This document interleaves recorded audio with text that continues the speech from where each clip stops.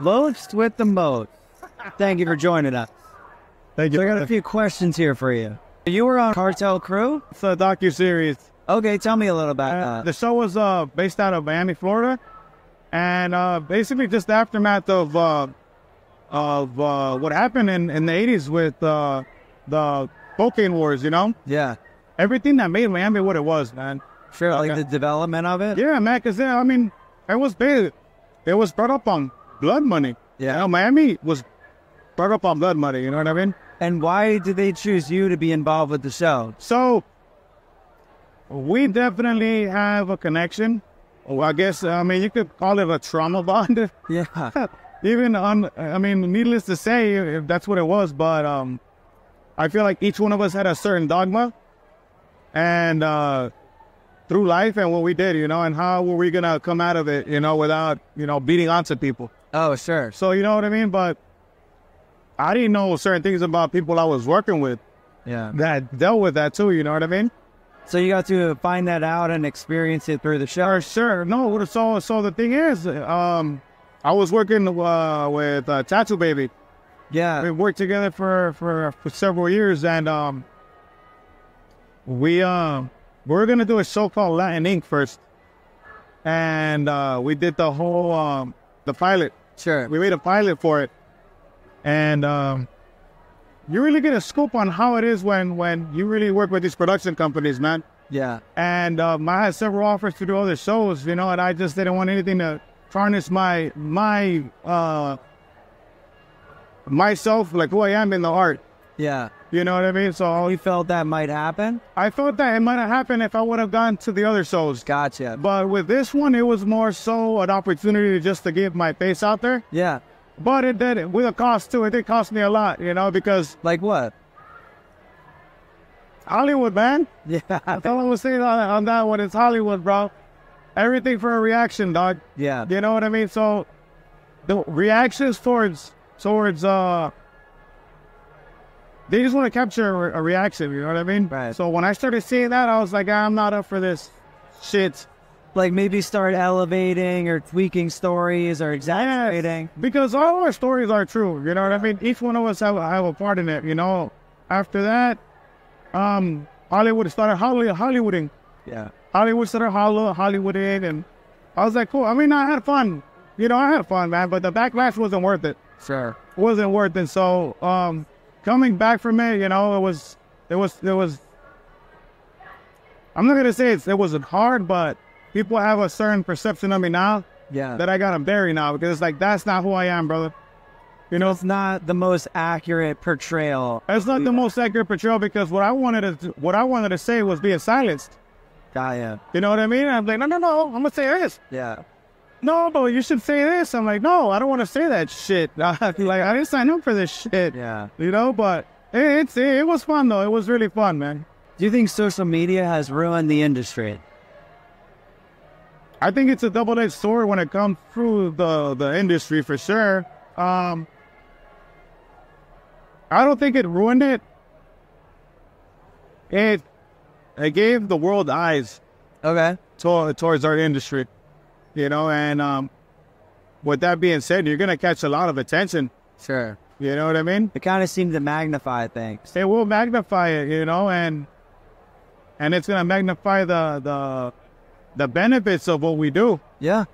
But all this, what we're doing here, looks all glam, you know, but people don't really, I feel like people have a misconception of it, man, because sometimes, like right now, it's a dry spell. Yeah. And it's only I feel like it's the survival of the fittest right now. For like the economy of tattooing. Yes, and yeah, because I've been through these. I've been through these waters before, man. You know what I mean? I remember 2008. Yeah. You know what I mean? So 2008 was really rough, man. And I seen them come and go.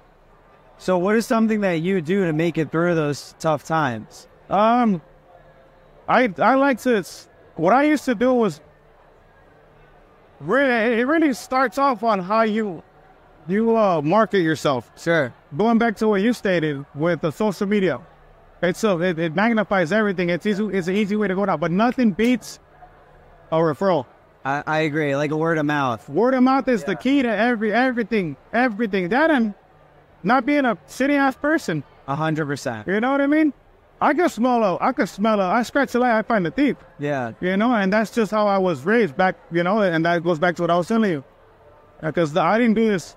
I mean, I come from a tattoo family for sure, you know. Yeah. My dad did it, you know. Boxing was another staple in my family too, but tattooing was it for me, you know. I was doing great in boxing. Yeah. Yeah, I did. I started at 6 years old. Yeah, man. I mean, right now they're ex-world champions. I fought Keith Thurman like 3 times in the amateurs. What made you stick with tattooing as opposed to continuing that? Oh, man. You know what? So my daughter, right? I was my kid, man. I was supposed to play out for the Olympic trials. Wow. To qualify to go to London for 2012. That same week, I was supposed to play out on a Thursday. She popped on a Thursday. Damn. So I was like, damn it. But then she was born. You know, we did that whole thing. I was there for her, but it wasn't the same anymore. I needed money now. Yeah. So it's like, man, that boat left for sure, you know? And I wasn't going to start off in Miami either, because I've seen a lot of my buddies start in Miami. Yeah. And they exploit them. And then they end up, you know, sick and punch drunk. I didn't want that either, so I ended up being pushed by my father. My father's like, you need to do something, man. I mean, why don't you go, you know, sell your paintings or drawing something? I'm like, all right. I mean, I worked in the construction, everything. Now, when you say people will get exploited, can you give me some examples of this? So we're exploited, for instance, my favorite fighter was Fernando Vargas, where he still is. I still go back and see him. If you see the beginning of his career, he's top tier. Yeah. Top tier. Ex-Olympia 96.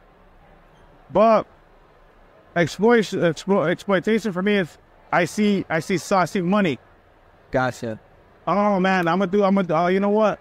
I'm gonna do everything I can to get them where I want to be, so I can benefit out of it. Sure. You know what I mean? So they can like produce some financial benefit for themselves. Which they did. Yeah.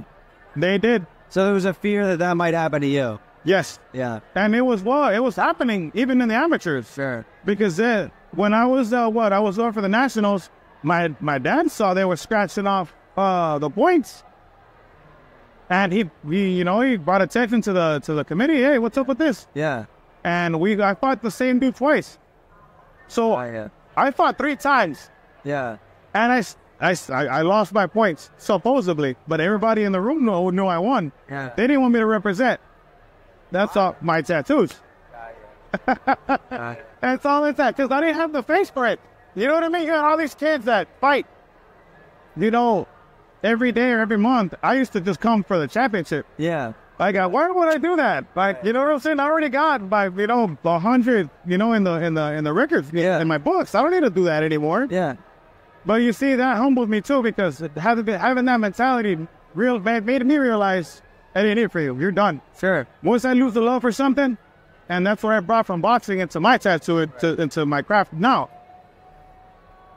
The discipline I use for boxing, I applied it to tattooing. Nice. You know, and it helped me out mentally, because it's psychologically, physically, and spiritually draining. Right. Yeah. You know, dealing with a lot of people nowadays, and especially what you were saying about, you know, social media. What we put out, you are a big staple, and you have a big platform, and you're responsible for a lot of people to get their information. So it's who you bring into your podcast owners to give out that message. You know what I mean? Sure. So there's a lot of them that do it too, and they bring in people, you know what I mean? But with big names. Right. But I think it's our responsibility to show correct information to our best ability. for sure, yeah, man. And I've again, I've been around for a little while. I'm gonna say it. I'm not a Yeah.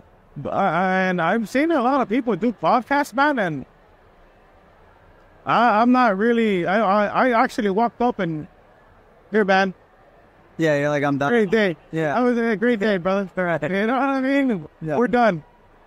But I liked your podcast. Thanks. I like your podcast, man. You do bring awareness. You have you're great at what you do, and your questions are very elaborate sometimes. Yeah. It makes people think. Thanks. If you make me think, I'm there, bro. Yeah. I'm very, very I've grown to use my mind, bro. Sure. Because I used to be a brute, obviously, boxing. Yeah. Making that changeover. I think it's Yeah. I think it's cool that you said they didn't want you because of your tattoos. So you're kind of like, fuck you, and became a tattoo artist. Yeah, you set me up today. Yeah. Tattoo you. Oh, yeah. Well, listen, dude, I really appreciate your time. I love your answers. I think you have a lot to give to the industry, and I'd like to get you on more so we can talk about more man. stuff. Hey, I'm going back home, man. I got some more stuff to say. Good. Really appreciate it, dude. I'll Thank get you, some Josh. pictures with you. For sure, dog. Awesome.